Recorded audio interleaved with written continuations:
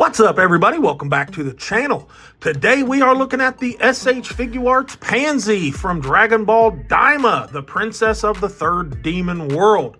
I can imagine this is probably not the most requested or desired character from Dragon Ball in general, particularly from Daima by anybody, but stick around to the end because this is a pretty decent figure and I want to go over her really quick. Let's start with her little package. Typical Daima packaging right here. Nice window, the metallic purple that says Panzy.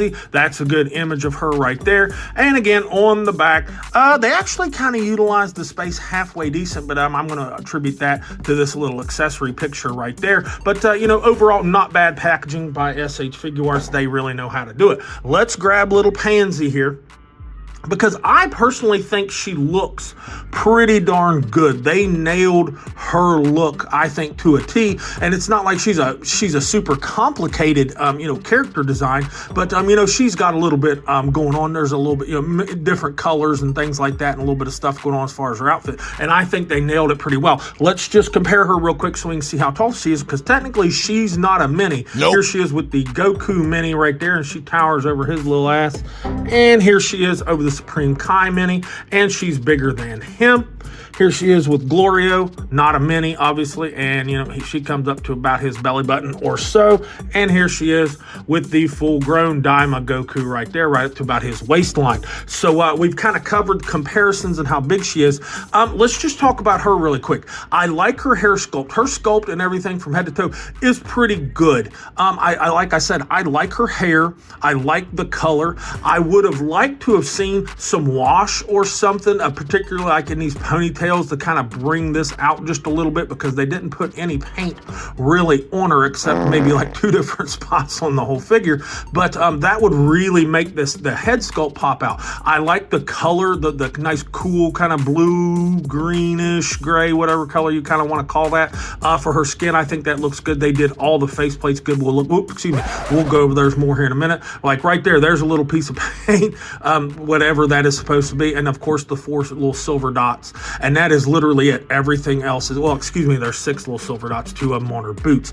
Everything else is colored plastic, but that is standard fare for SH Figuarts and Bandai anymore.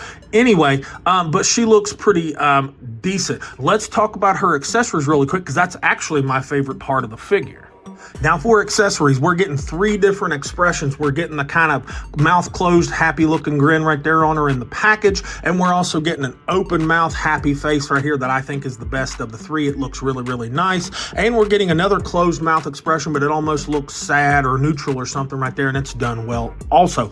She's getting her purple scarf, and I think it's sculpted pretty decent. Decent paint, but it looks pretty good.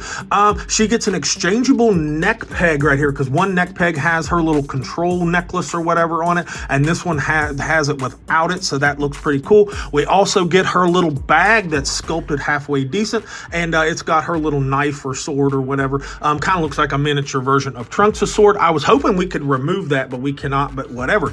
She gets 8 different hands. She's got like these open knife hands right here on her in the package, then 2 little wide open hands, then 2 kind of grippy hands, and then 2 little fist hands. For a Goku accessory, she gets the head that has that weird little hoodie on it. Kind of reminds me of Kenny from South Park, but it looks pretty decent. And bonus, any of the face plates that come with the original Goku mini can go on this head sculpt, so I like that pretty well, including the other 2 extra accessory face plates for Goku, like the one from Glorio where he's got his mouth wide open and he's smiling. That can go on it as well. And the one where he's got a big mouthful of food and that little donut looking thing from Supreme Kai. So that's actually pretty cool. As far as for her price, this is still pretty light because of just, you know, she's was like $75 or something out the door, and that's a little expensive for this spread.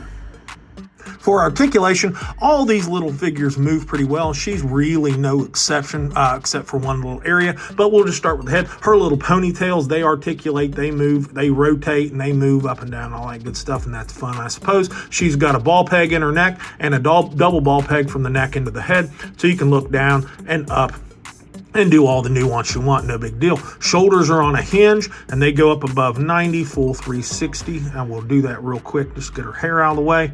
But she can do it, obviously. And then over here, she's got a little bit of a butterfly, a little gappy in there, but nothing crazy. But you can bring the arms across the body. She's got a bicep swivel, single jointed elbow. It's that little ball hinge. They do that with all the little figures, but you get past 90, so that's cool. Ball hinge for the little wrist, so you get rotation and movement. There's a little ball. I want to say it's just a regular ball peg right here in the abdominal break, but you get a little bit of movement out of it and twist and lean and stuff. And then another ball peg down here in the waist. So you can do pretty much what you want to with her. She doesn't lean super far forward, as you can see, but she does lean back pretty well.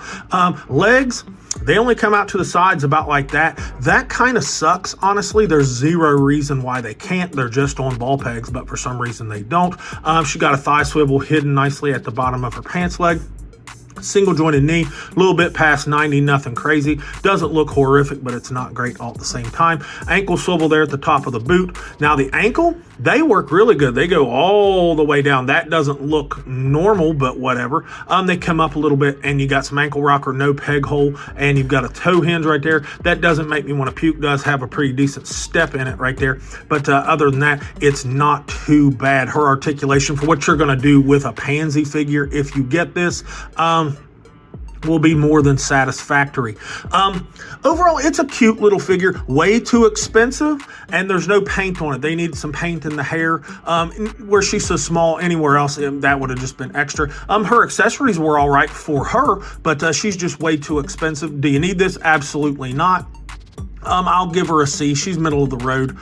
You don't need it, but I think she is still available in Big Bad Toy Store if you did want to pick one up, and I'm sure there's other places you can get it too. Anyway, that's all I've got for Pansy here. Like, subscribe, comment, and this has been Dad with Dad's Expensive Hobby. I'll talk to you guys in the next video.